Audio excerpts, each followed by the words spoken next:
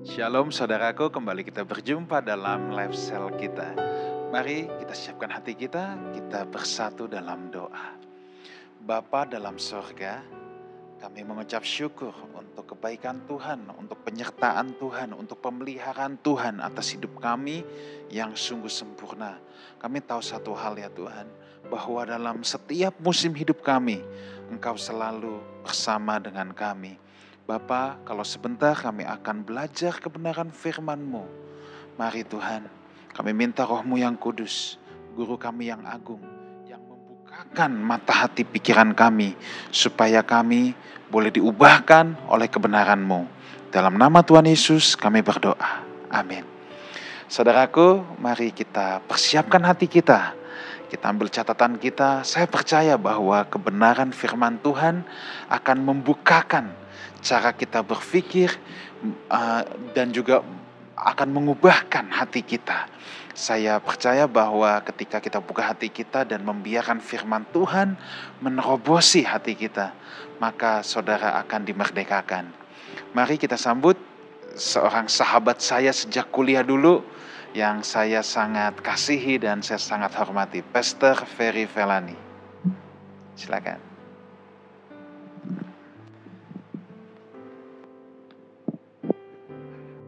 Shalom, saya berdoa sungguh buat seluruh jemaat Lifehouse. Kiranya kita semua dalam keadaan yang baik. Saya Pendeta Ferry Felani, senang sekali bisa menjumpai Anda semua. Senang boleh berada di gereja ini, gereja dari Pastor Wigan Sugandi. Dan saya percaya gereja ini adalah gereja yang diberkati oleh Tuhan. Dan pada kesempatan hari ini, saya ingin berbicara tentang sebuah tema yang saya beri temanya seperti ini Bapak Ibu. Mengenali dan mengatasi kekecewaan dalam diri Anda. Mengenali dan mengatasi kekecewaan dalam diri Anda. Saya percaya apa yang sulit untuk kita kenali akan sulit untuk kita atasi. Apa yang tidak kita kenali dalam diri kita, maka akan sulit untuk kita atasi, perbaiki, dan ubahkan dalam kehidupan kita.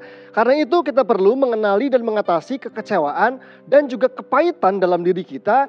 Karena saya percaya bahwa hari-hari ini ada banyak orang Kristen yang sudah lama lahir baru, sudah lama kenal Tuhan Yesus, tetapi masih tinggal dalam kekecewaan dan dalam kepahitan. Bahkan para pemimpin-pemimpin gereja, pemimpin-pemimpin rohani, tidak jarang dari mereka yang juga masih membawa kekecewaan dan kepahitan dalam kehidupannya, dan itu gagal untuk dikenali sehingga gagal untuk diatasi. Nah, saya akan memulai dengan mengutip satu bagian dari firman Tuhan, Matius pasal yang ke-6 ayat yang ke-12 dan 13.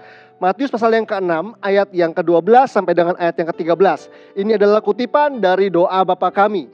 Dikatakan, dan ampunilah kami akan kesalahan kami seperti kami juga mengampuni orang yang bersalah kepada kami. Dan janganlah membawa kami ke dalam pencobaan, tetapi lepaskanlah kami daripada yang jahat. Karena Engkaulah yang mempunyai kerajaan dan kuasa dan kemuliaan sampai selama-lamanya. Amin. Bapak Ibu saudara terkasih, saya percaya, saya meyakini secara pribadi ketika membaca seluruh bagian dari doa Bapa kami, di dalam doa Bapa kami sebetulnya terkandung kebutuhan-kebutuhan pokok rohani kita orang percaya.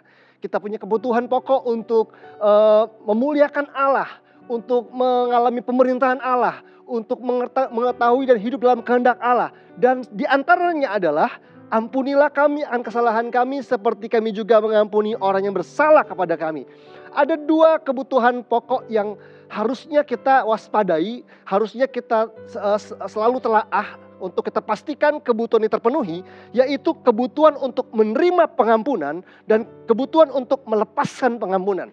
Bapak Ibu saudara kasih, saya percaya dua hal ini bisa dibedakan tapi tidak bisa dipisahkan. Kita perlu mengalami yang namanya mengalami pengampunan Tuhan, pengampunan dari orang lain atas hidup kita, dan juga kita perlu melepaskan pengampunan atas kehidupan orang lain. Ketika kedua kebutuhan ini tidak terpenuhi dengan baik Bapak Ibu, maka saya percaya hidup rohani kita jadi tidak sehat. Karena hidup kita itu berpusat pada hati kita. Alkitab berkata bahwa jagalah hatimu dengan segala kewaspadaan, karena dari situlah terpancar kehidupan. Saya percaya hati itu adalah hal yang penting Bapak Ibu. Hati adalah bagian yang penting dalam hidup manusia. Alkitab mengatakan demikian dalam 2 Tawarikh 16 ayat yang ke-9 berkata begini. Karena mata Tuhan menjelajah seluruh bumi untuk melimpahkan kekuatannya kepada mereka yang bersungguh hati terhadap dia. Dalam hal ini engkau telah berlaku bodoh, oleh sebab itu mulai sekarang ini engkau akan mengalami peperangan. Firman Tuhan mengatakan bahwa karena mata Tuhan menjelajah seluruh bumi, luas permukaan bumi kira-kira adalah 510,1 juta kilometer persegi, Bapak Ibu. Yang di atasnya hidup 7,7 miliar manusia. Dan Tuhan matanya menjelajah sejauh 510,1 juta kilometer persegi untuk mencari di antara 7,7 miliar manusia orang yang bersungguh-sungguh hati kepadanya. Untuk apa? Karena Tuhan ingin melimpahkan kekuatannya. Tuhan ingin melimpahkan kekuatannya. Hati yang sungguh-sungguh, Tuhan ingin melimpahkan kekuatannya. Itu sebabnya saya percaya bahwa hati kita adalah targetnya iblis. Hati kita adalah sasarannya iblis. Kenapa hati penting? Karena saya percaya bahwa hati adalah tempat di mana seluruh keputusan kita dibuat di situ. Hati itu penting kenapa? Karena hati adalah tempat di mana semua keputusan, semua pilihan itu dibuat di hati kita. Dan ketika keputusan dibuat, maka hal tersebut akan menentukan masa depan. Ketika keputusan dibuat, maka hal tersebut akan menentukan keuangan kita, akan menentukan relasi, hubungan kita dengan orang lain, akan menentukan banyak hal dalam kehidupan kita. Nah, karena itu iblis ingin merusak hati kita, supaya ketika hati itu rusak, cara kita membuat keputusan dan pilihan jadi salah. Salah satu yang iblis pakai adalah kekecewaan dan kepahitan.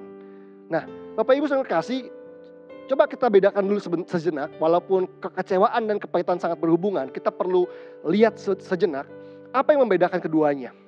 Kekecewaan itu lebih karena hal-hal yang kecil. Kekecewaan itu mungkin membuat sesuatu hal mengganjal di hati kita. Misalnya kita janjian dengan seseorang, orangnya terlambat 1-2 jam. Terus bilang, sorry ya saya terlambat.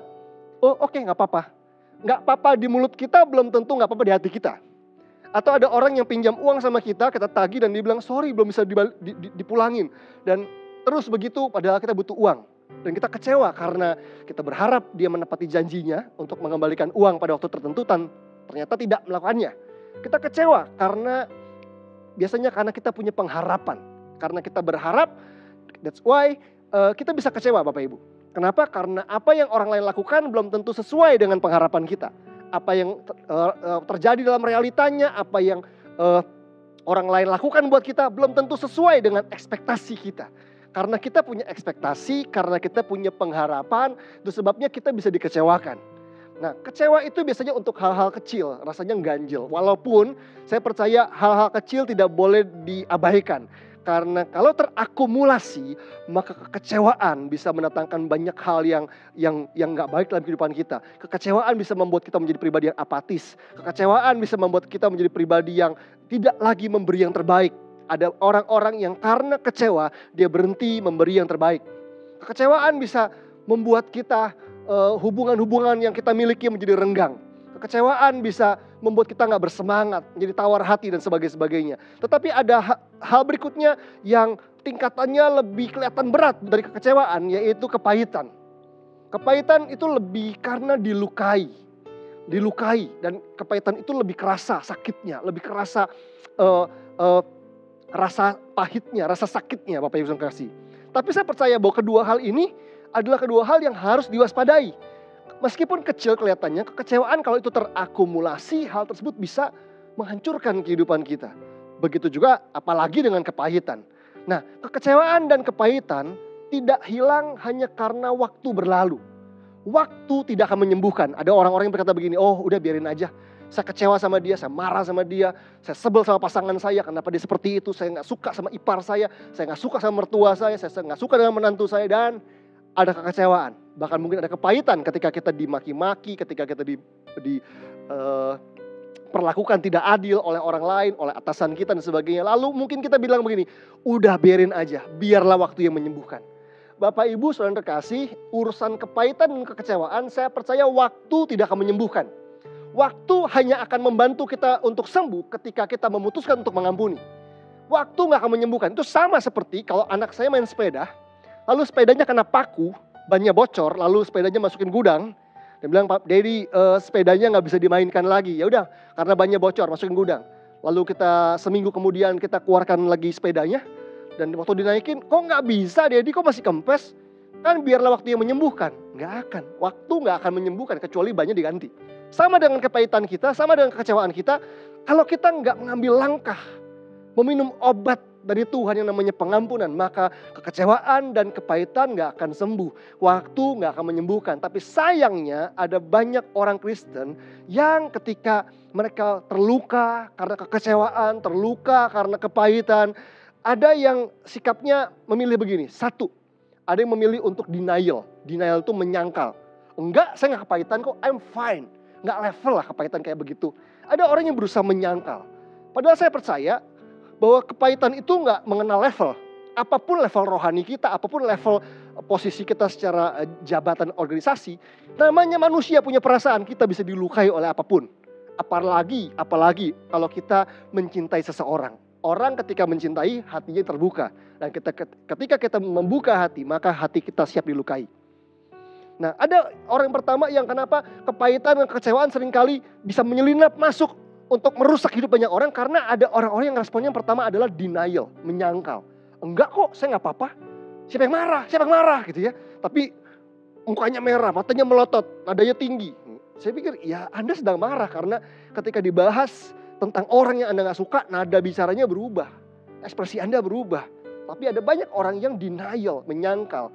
Bapak Ibu saudara kasih, kalau Anda hari ini sebetulnya sedang kepahitan, tapi Anda menyangkal bahwa Anda baik-baik saja, Anda menganggap diri Anda baik-baik saja, hati-hati. Karena Anda sedang memberi kesempatan buat iblis untuk merusak kehidupan Anda. Yang kedua adalah ketika orang terluka, respon yang salah adalah blame, menyalahkan orang lain. Dia terluka, iya saya marah, kecewa, habisnya dia kayak gitu. Habisnya orang tua saya gak pernah ngerti saya. Habisnya pasangan saya gak pernah dengerin saya. Habisnya anak saya gak pernah taat sama saya, gak pernah nurut sama saya, dan sebagainya Bapak Ibu. Menyalahkan orang lain gak akan menyembuhkan hati kita. Menyalahkan orang lain gak akan membuat kita merdeka. Sampai kita memilih untuk mengambil tanggung jawab dan memutuskan untuk mengampuni. Atau yang ketiga, ignore. Ignore itu artinya bodoh amat. Biarin aja, saya gak peduli dan sebagainya. Iblis ingin menjebak kita Bapak Ibu. Dan menganggap kepahitan seakan-akan soal sepele. Kekecewaan dianggap soal sepele. Enggak Bapak Ibu saudara kasih.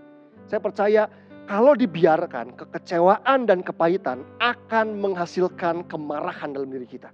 Itu dia. Ketika kekecewaan itu terakumulasi, numpuk gitu ya. Kepahitan kita juga sama, numpuk. Maka kekecewaan dan kepahitan kalau itu terakumulasi akan menghasilkan kemarahan, ledakan kemarahan. Nah masalahnya begini, kemarahan yang dilampiaskan dan kemarahan yang dipendam itu sama berbahayanya. Kemarahan yang dipendam sama berbahayanya dengan kemarahan yang dilampiaskan. Ada orang yang kalau marah karena udah kepahitan nih, akhirnya dilampiaskan. Dia shouting, dia berteriak, dia pukul tembok, dia banting barang, dia pukul orang lain atau pasangannya dan sebagainya. Untuk melampiaskan kemarahannya. Tentunya hal tersebut tidak baik.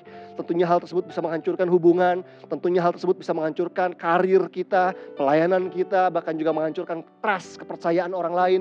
Dan tentunya hal tersebut juga bisa merusak karakter kita. Bapak Ibu saudara kasih. Tapi juga ada yang sama berbahayanya daripada kemarahan yang dilampiaskan, yaitu kemarahan yang dipendam. Kita berpikir kalau kita nggak mengungkapkan kemarahan kita, nggak teriak, nggak bentak, nggak pukul, kita pikir baik-baik saja. Belum tentu. Kalau kemarahan itu nggak diobati, kalau kemarahan itu nggak diangkat, nggak disembuhkan oleh Tuhan, maka amarah di hati kita bisa menghancurkan kehidupan kita. Nggak heran ada orang-orang yang akhirnya punya masalah kejiwaan. Akhirnya ada orang yang overthinking, ada orang-orang yang punya problem karakter dan sebagainya.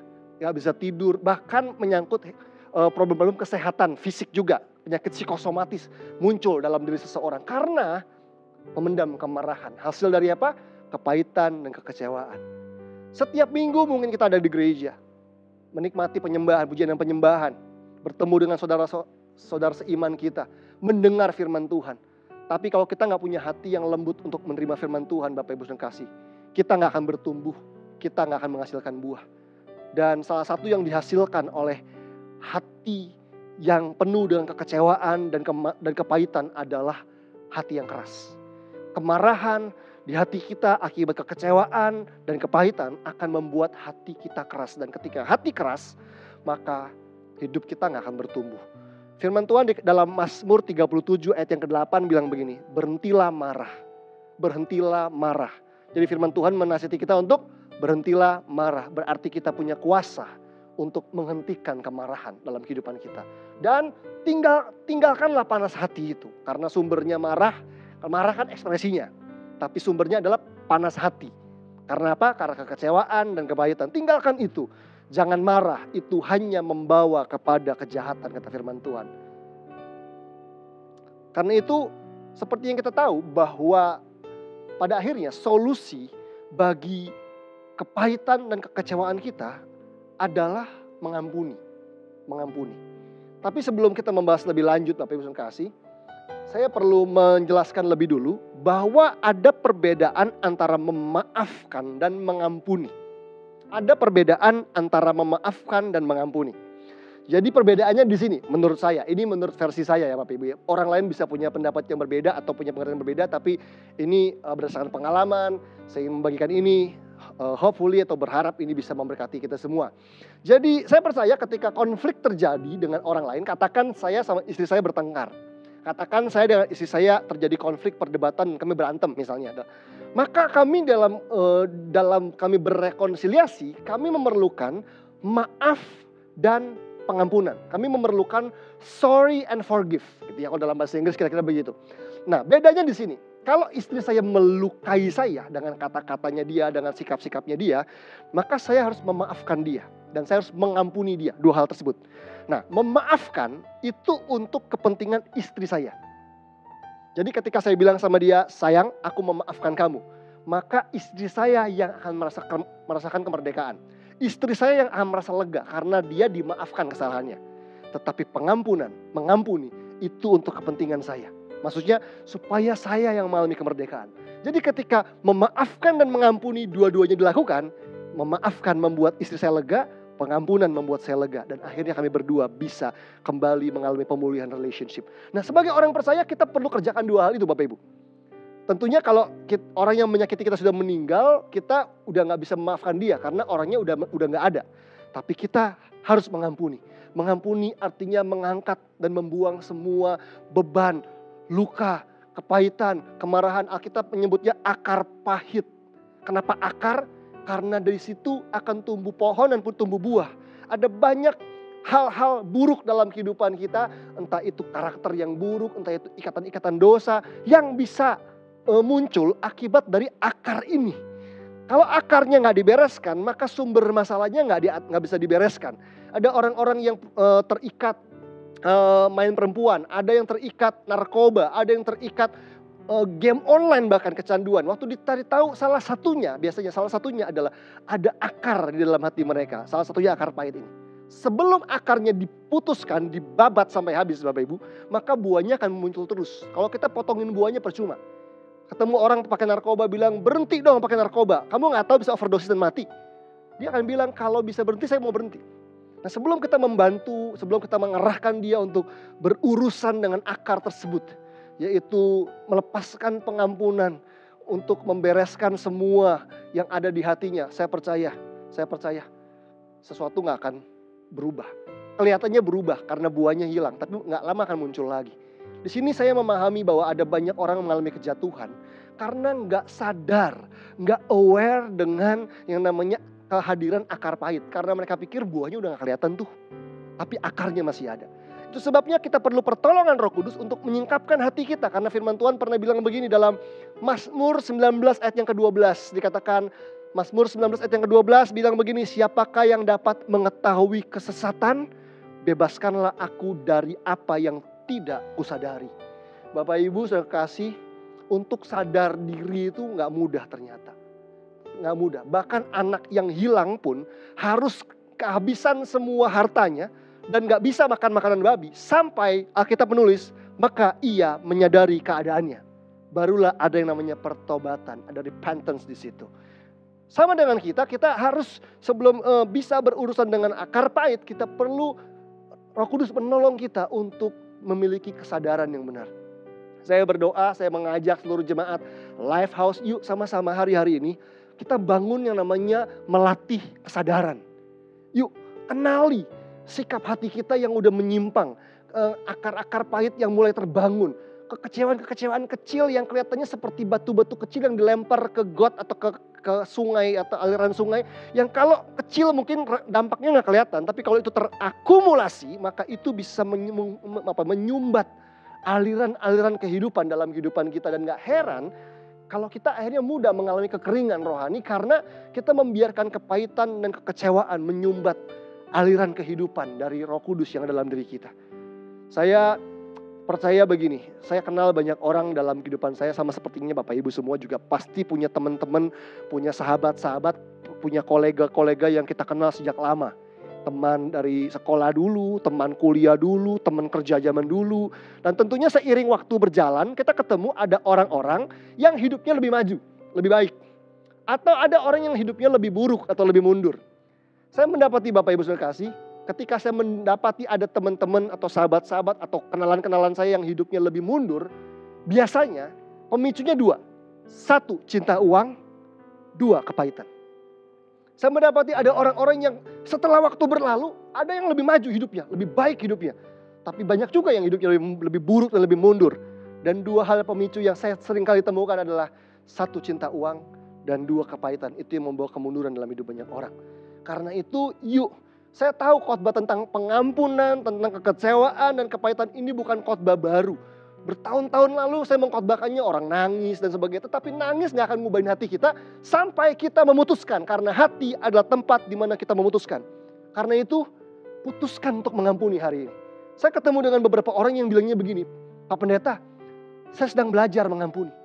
Tolong jangan paksa saya sedang belajar mengampuni. Apa sih artinya belajar? Karena ada banyak orang sembunyi di balik kata proses. Dia bilang sedang berproses, sedang belajar mengampuni. Tapi gak pernah deal, gak pernah tuntas. Karena harusnya proses itu ada ujungnya Bapak Ibu. Proses itu kan ada hasilnya. Gak mungkin orang bikin kue ditunggu-tungguin setelah 4 jam, 5 jam, 6 jam, 10 jam. Gak jadi-jadi. Itu kan berarti dia betul-betul gak ngerjain, gak buat prosesnya. Gak membuat kuenya. Karena hasil dari proses harus ada ujungnya. Sama kalau kita berproses untuk belajar mengampuni, harus ada ujungnya. Yaitu ada kemerdekaan, ada kelegaan, ada pemulihan dan sebagainya. Nah kadang-kadang orang cuma sembunyi di balik kata belajar mengampuni. Kalau ada di antara Bapak Ibu, saudara terkasih yang selama ini bilang, iya saya sedang belajar mengampuni, tolong ngertiin saya dan sebagainya. Saya cuma menganjurkan hari ini, putuskan untuk mengampuni. Pengampunan adalah sebuah keputusan. Pengampunan bukan soal mudah atau sulit, tetapi gak mungkin tanpa pertolongan daripada Roh Kudus. Karena itu ketahuilah bahwa kita mengampuni itu gak nunggu mood. Gak nunggu perasaan tuh kondusif dulu.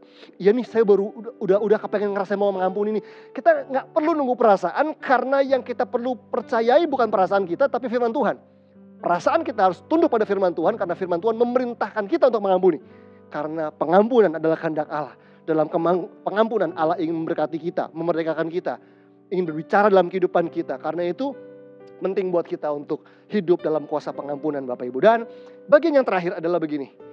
Di dalam Matius 18 ayat 21 sampai 22 berkata begini, Alkitab bilang begini, kemudian datanglah Petrus dan berkata kepada Yesus, Tuhan, sampai berapa kali aku harus mengampuni saudaraku jika ia berbuat dosa terhadap aku? Sampai 7 kali? Yesus berkata kepadanya, bukan, aku berkata kepadamu bukan sampai 7 kali, melainkan sampai 70 kali 7 kali. Petrus berkata sama Tuhan Yesus, Tuhan sampai berapa kali aku harus mengampuni saudaraku? Ini ngomongin limit Bapak Ibu. Kita kalau udah terluka sama orang yang sama, biasanya set limit. Artinya bahwa oke, dia 1 kali yang lukain saya ya. Oke, dia sudah 2 kali begitu sama saya ya. Kita manusia itu punya pengampunan dengan kalkulator versi kita. Kita punya matematikanya kita dalam soal mengampuni. Oh dia udah 3 kali ya, sekali lagi gue hajar. Nah, gitu ya. Kita punya matematika itu. Dan dia tanya, Petrus tanya, sampai 7 kali kah? Wah ini kalau menurut orang Yahudi 3 kali cukup gitu ya. 7 kali itu udah menawarkan 7 kali itu udah lebay gitu ya. Udah berlebihan gitu ya. Petrus tahu sendiri Bapak Ibu ya. Seringkali suka berlebihan gitu ya. Tapi Yesus bilang ini, bukan. Aku berkata kepadamu bukan sampai 7 kali. Melainkan 70 kali 7 kali. Nah bertahun-tahun saya sulit mengerti istilah 70 kali 7 kali ini. Ada yang bilang 490. Ada yang bilang 70 kali 7 kali belakangnya kali berapa gak tahu. Sampai saya 1 kali menemukan sebuah literatur yang saya baca. Dan menghubungkan Matius 18 ayat 21 dan 22 ini dengan satu bagian dalam perjanjian lama. Ternyata kata 70 kali 7 kali, atau dalam bahasa Inggrisnya 77 times gitu ya. 77 times, itu muncul di perjanjian lama. Dan ketika Yesus mengajar sebagai seorang rabi pada waktu itu, harusnya orang-orang Yahudi pada waktu itu harusnya sadar, tahu apa yang Yesus katakan itu merupakan kutipan dari perjanjian lama. Kita aja yang gak sadar. Nah ternyata ungkapan 70 kali 7 kali, 77 times itu terdapat di Kejadian 4 ayat 23 sampai 24 Bapak Ibu sekasih, tentang seseorang bernama Lamek. Lamek ini adalah keturunan dari Kain. Kain adalah seorang anak dari Adam yang membunuh Habel adiknya, dan dia akhirnya punya keturunan namanya Lamek. Di dalam Kejadian 4 ayat 23 sampai 24 dikatakan demikian. Berkatalah Lamek kepada kedua istrinya, dia punya 2 istri. Ada dan Zila, namanya Ada dan Zila. Dengarkanlah suaraku hai istri-istri Lamek, pasanglah telingamu kepada perkataanku ini, aku telah membunuh seorang laki-laki karena ia melukai aku. Jadi ini adalah orang yang suka balas dendam. Lamek ini pendendam. Jadi dibilang, aku sudah membunuh seseorang laki-laki karena ia melukai aku. Terus dibilang ini, membunuh seorang muda karena ia memukul aku sampai bengkak.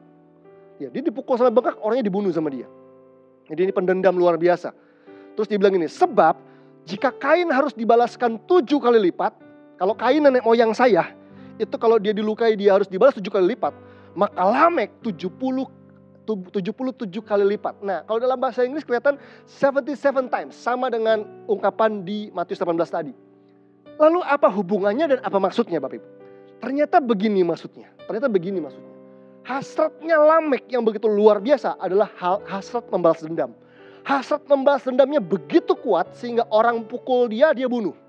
Orang melukai dia bunuh gitu ya. Hasrat membalas dendamnya begitu rupa sampai kalau gara-gara saya membunuh orang dan ada orang yang mau balas sama saya akan minta hal yang berlebihan.